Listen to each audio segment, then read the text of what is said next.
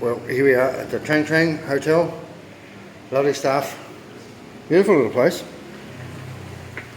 And a little stairwell. Look, quaint. If quaint means tiny rooms, really small, like alleyways and whatnot to get up to, then this place is very quaint. Right outside, I gotta say, let's go to the road. The Trang Trang Hotel in Hanoi, oh, there's Fee, hi Fee, is, look at that little, it's the tallest, skinniest building. I wouldn't want to be in here, an earthquake is holding at me, whoa. But it's in the market district, downtown Old Hanoi. So, look, we've been lost about every minute we've walked out the front door, because all the shops look pretty much the same, but we need to buy a new suitcase because our other suitcase got smashed on a trip. So the handle bashed in, the wheels fell off, and we bought some more clothes. So we're going to go looking again for the suitcase shop we saw yesterday. I've got a bit of a theory. Don't ever buy anything on the first day unless you're in Vietnam, because then you'll never find it the same place again, because my God, they all look alike. So we're going to go looking for suitcases. I'll take it for a walk. Hunt. We're going to go and see if we can show you. Now, one thing I'll say about Hanoi, the traffic is diabolical. It is. They don't get out of your way. There's no magic hand stopping people going past. They just beep, beep, beep, beep, beep, beep, and then if you don't get out of the way, they pretty much run over you. Oop, here we go. I'll rest my case. So on this little market street, I've got tons of itinerant people. Hello. Hey, look, I'm here too. Selling almost everything you can imagine. And look, I've come up with a theory. If you ever want to travel to another country and try as much variety as you can in street food, just invite Fee, because she loves to try all this stuff, and she's got some idea of some of the fruit and veggies they sell.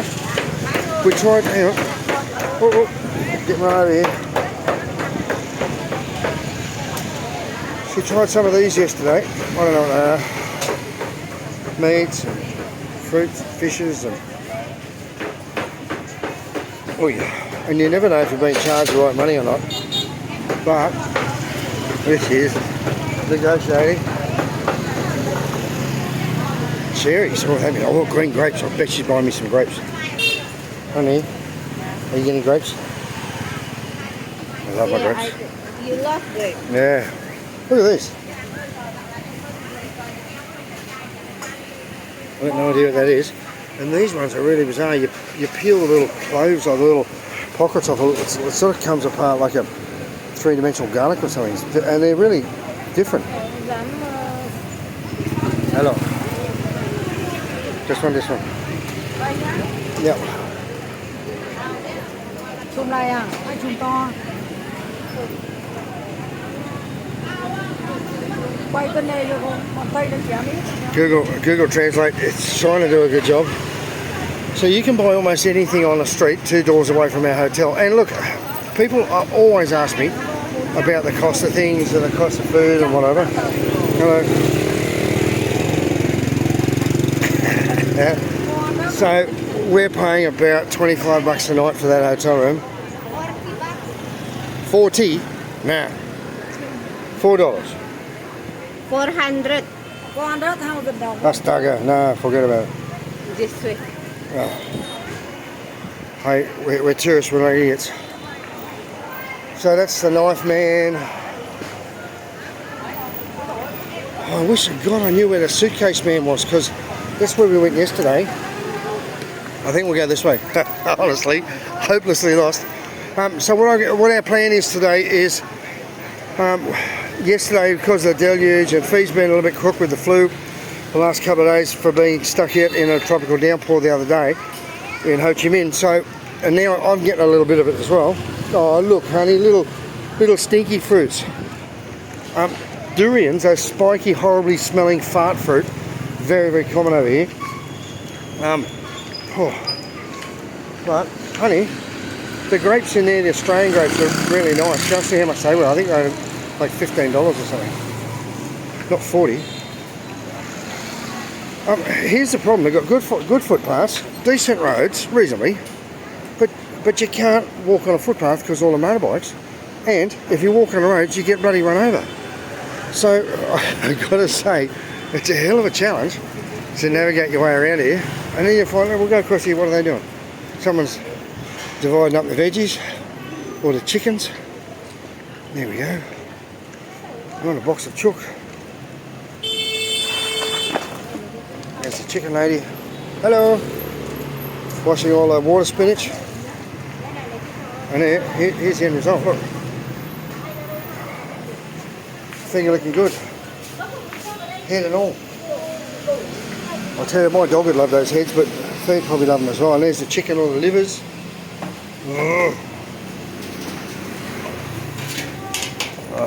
to each their own. Didn't get. Washing the chickens again. So baby. Yeah. Only young'uns. Oh God.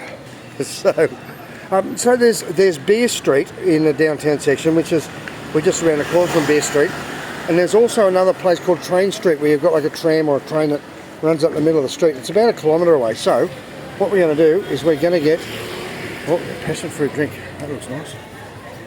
We're going to get a tuk-tuk, a little 3-wheel bicycle, and a guy pedaling it for us to take us up there.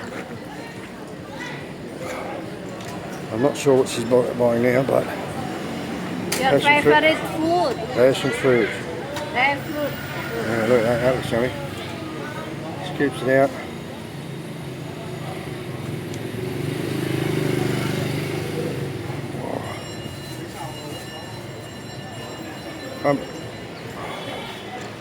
Buying loads of food is just beautiful here. Fresh. They don't put fertilisers and stuff. It's all grown on little local farms and stuff. So I'm not saying what they do use for fertiliser because I don't want to think about it, but they're not using chemicals. Look, you know, in some ways, I'd rather use poo than chemicals because poo's a natural product, natural nutrients, and chemicals aren't. So that's what we're going to get. We're going to catch one of them. Check this out. I'll see how good that guy's legs are, but maybe not just now. But here we go, there's another street cart coming up. And she's got some soup.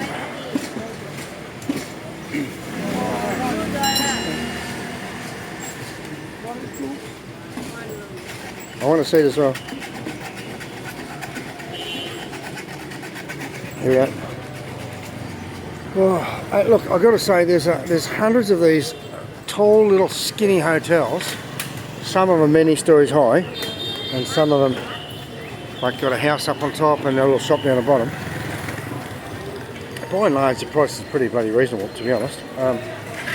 20, 25, 30 bucks, 50 bucks a night gets you a fancy place. Nice little tourist booking office. Look, I found Vietnam very modern and very much more established than Bali. Bali, you'll find a lot of people just outside the road with a cart. This is what Kat Tuts looks like in Vietnam. Beautiful place with tickets, hello, air conditioning. I'm just saying Kat Tut. Doesn't have beer though, so you know what? I'd rather go to Kat Tuts because when I go there, he nearly always gives me a beer. I love you, brother. But look at these amazing little restaurants. That's like a 3-story restaurant. There's a spa. You can go upstairs and have a royal treatment.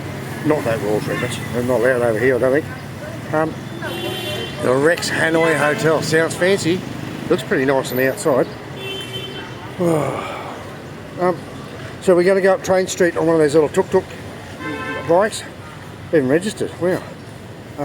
And then have a bit of a look around. Then tonight, this afternoon, we're going to come back to a hotel, have a bit of a rest, and then Beer Street, which they almost shut the whole street off, and it just becomes like a party central with tiny little chairs all over the footpath, all over the roadway. And people just sitting there drinking all different types of beer. We were there last night, but there was a bloody downpour and it was tropical and it wasn't a good place to stay. So we said, look, we're busy, we're tired, we'll go head home, have an early night, and we'll get up tomorrow and have a big day. So we've been out chasing food this morning. We had a couple of banh mi, some bread rolls with chicken and pork and all these different things on. Really beautiful French bread, sort of little breadsticks and bread loaves and stuff here. The coffee is insane. The food is fresh. I'm looking forward to this special drink. It's taking a while to make it. Look. Some ice. And no mention of barley belly. No mention of people from the locals or from the tourists saying, "Oh, be careful what you eat because blah blah blah, diphtheria or whatever." It seems to be doesn't have anywhere near the bacterial problems that barley has. And maybe it's in the ground or maybe it's part of their culture. I don't know. And the other thing I've noticed here, so far, every place I've been, whether it's a local or as a Western style establishment like a hotel or restaurant, have all had proper toilets with toilet paper and with the spray guns. So you can give yourself a little refresh if you want to wake up. But I tell you what though, and the architecture is beautiful. They don't have the incredible, insane street power grid that Bali's got. I think they just built one line and then someone else put another one.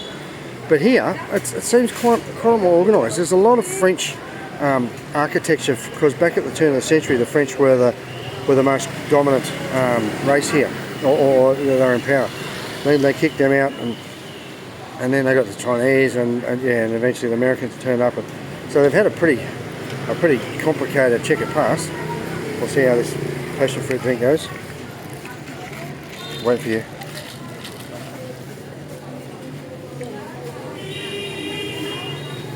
Are you yummy?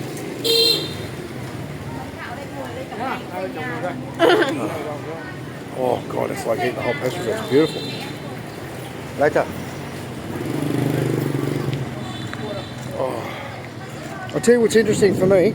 This is the first time that I've known Fee that we've been travelling somewhere where she didn't know at least some of the language, because the Vietnamese is very, very different to the Bahasa, which they speak across a lot of Southeast Asia, like Malaysia and places like that. They have a different dialects.